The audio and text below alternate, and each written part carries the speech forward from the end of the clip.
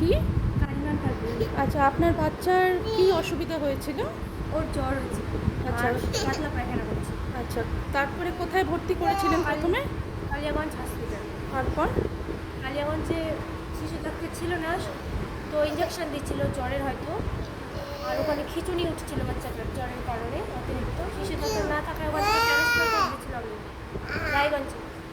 রায়গঞ্জে ওখানে আইসিইউতে নিয়েছিল, দুবার খিঁচুনি উঠছিল।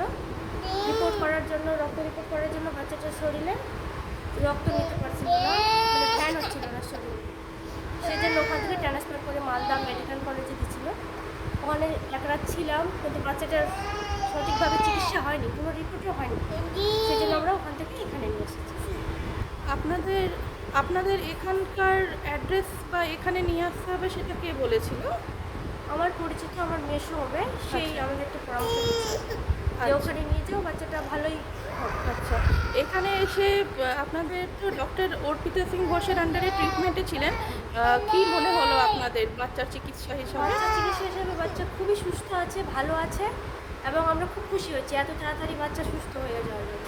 আচ্ছা, আপনাদের এখানকার নরবে সুপার স্পেশালিটি হসপিটালের যে সিস্টারদের বিহেভিয়ার বা যে ফ্যাসিলিটিস আমরা প্রোভাইড করতে পেরেছি তার ব্যাপারে আপনার কি বক্তব্য?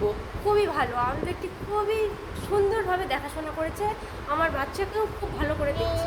আচ্ছা, আপনার আশেপাশে আপনাদের বাড়ি তো দিনাজপুর, দক্ষিণ দিনাজপুর, তাহলে আপনাদের আশেপাশের লোকজনকে আমাদের ডক্টর ম্যাডাম বা আমাদের হসপিটালের ব্যাপারে আপনারা কমেন্ট করবেন তো? অবশ্যই করবো, আমরা ভালো চিকিৎসা পেয়েছি, সুস্থ হয়েছে আমার বাচ্চা, এখানে অবশ্যই করবো।